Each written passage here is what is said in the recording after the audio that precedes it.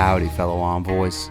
I'm Refu, and welcome to a new early access game review, where we are heading straight into the dusty abyss of SoulSlinger, Envoy of Death. It's a story that follows a man who has lost it all, so strap up your 6-shooters and come ride with me, as this is going to be a crazy western adventure. SoulSlinger Envoy of Death takes place in a dark western fantasy setting and combines some of my favorite game mechanics in one. It's an FPS roguelite with even some Dark Souls elements. It follows a man who has just recently passed away as he has lost his wife in a fatal car accident. As we see our protagonist watching his car go up in flames, his wife lay there motionless. It sets the tone for the game. Our alias in this game is SoulSlinger, as we do not have any memory of the person we were before. Laying there motionless, you are found by death. Yes, that death. And are taken to a place called Limbo, where currently a cartel of the wretched have taken over. Limbo is the place between mortality and the afterlife, and death has made us an envoy, so that we can help put a stop to the cartel of ghost demons called the wretched. For in return, a chance to see our wife again, Nia. In the very first parts of the game, we are dumped off in the land of memories, without a gun and a clue of what is going on. This is essentially the tutorial level, as it teaches us the basic movement mechanics of the game, which are super clean by the way. I've put quite a few hundred hours in multiple different FPS games, and the movement kind of reminded me of like a smooth Counter-Strike-like feeling. After figuring out the basics, you realize you are in limbo and something is amiss. This is when you are granted your first 6-shooter, and the game slowly introduces the first of all the different types of items this game has to offer. You are thrown right into the combat as the game continues the basics, and you learn more about what this cartel is.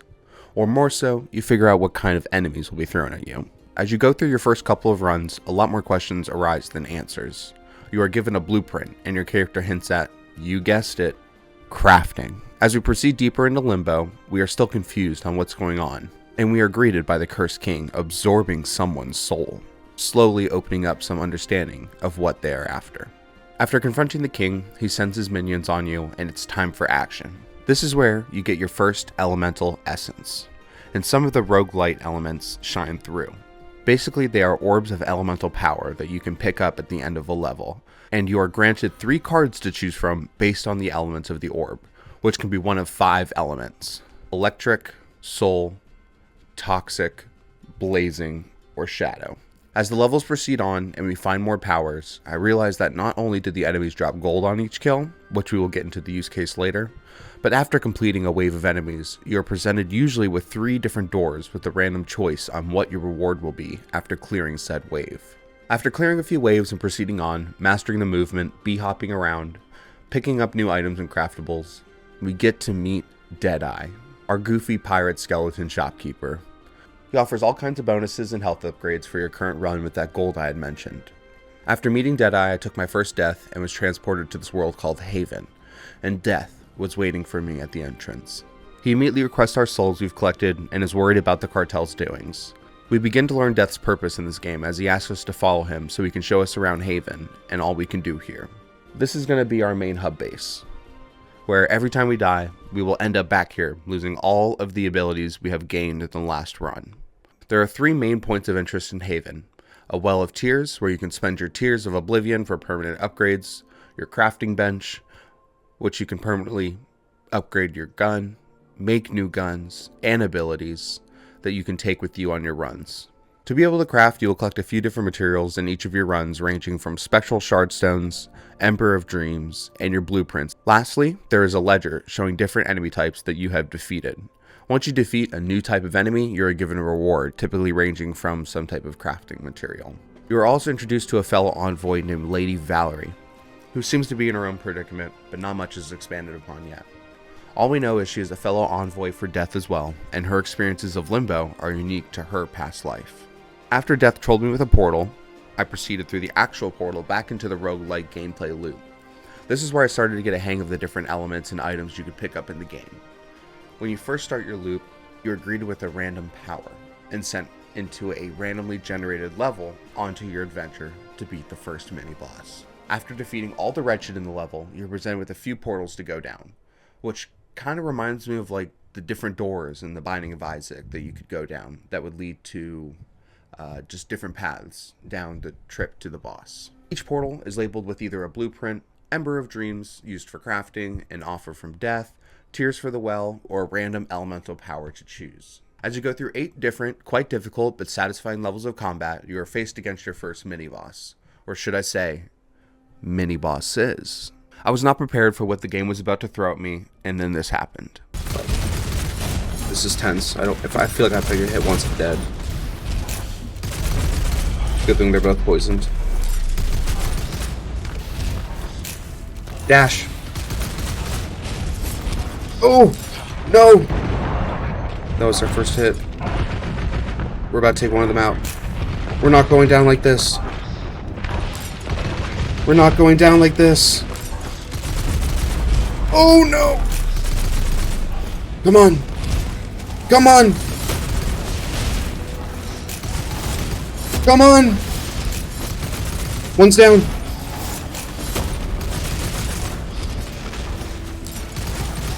Oh my god, chat. This is intense. I went into this not thinking I would make it. Oh, no! I'm still up right after that.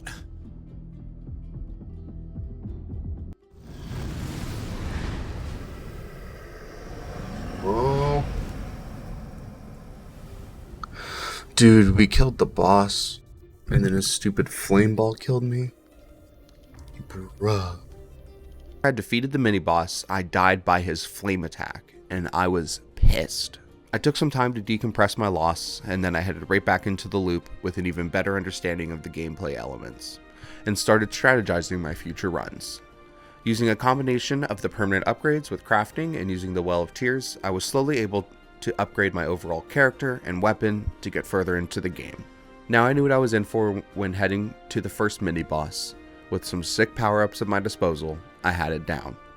Each time I died I got better, I leveled up, no longer even struggling with the mini-boss. This brings us back face to face with the Cursed King.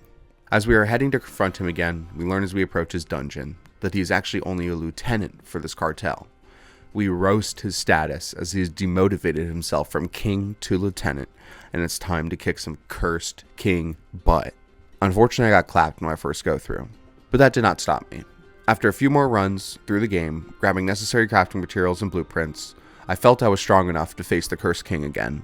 At this point, I had realized how OP the Toxic Essence was when facing the mini-boss once again, and used that to my advantage against the bastards. After absolutely destroying them, I knew what I needed to do to defeat the Cursed King. I approached his dungeon yet again, this time better equipped, not only with my more permanent upgrades, but with my luck and buffs too. As we launched poisonous rounds right into his face, deploying my toxic decoy, whatever I could do to help tick his health down, while also being absolutely bombarded by fodder of the wretched, my poison rounds made it much easier to keep them at bay while I focused on the king. Oh, and did I mention, every time I dash it slows down time temporarily? It's almost like I'm a Cowboy Max Payne with superpowers. Anyways, using all these abilities to my advantage, I figured I could unload a round of my Magnum, dash, slow down time, Magnum, dash, repeat. It was such an effective strategy, I took down the Cursed King after about a 10-minute boss battle. After defeating him, a cutscene plays mentioning his boss, Victor, the man behind all of this. This is the first we hear of the name, after claiming our rewards for dethroning the king, or should I say, deranking the lieutenant. Ha, loser. We are teleported back to Haven after a hard-fought victory, and fed some more lore about the game. After Death requests the soul of the Cursed King for rightful punishment, Lady Valerie, the fellow envoy that lets us in on more about why we lost all our memories, and what we can do to get him back. Our soul is too fragile at the moment for that kind of information. SoulSlinger mentions it might break him. After learning more about our situation, we approach Death with the King's soul, and he fills us in on our contractual duty to stop this cartel to bring Nia back, our wife. As Death goes on, he tells us our next target is Victor's personal guard. This is where our playthrough is cut short. After about 3.5 hours to get through the first boss, I was presented with a screen letting me know that part 2 wasn't done yet. I've never felt this type of disappointment, but also excitement for what's to come with the game. I had such a fun time all the way through, fully captivated by the gameplay. I will be patiently waiting as the developers update the game and add more content. I definitely think you guys should go check it out. Thank you so much for watching. Here's a picture of the Steam page, and the store link will be in the top of the description. If you're still here, why not drop a like and subscribe. There will be more game reviews in the future as I progress in my editing. Let me know what you thought about this video. Remember, everything will be okay. Peace.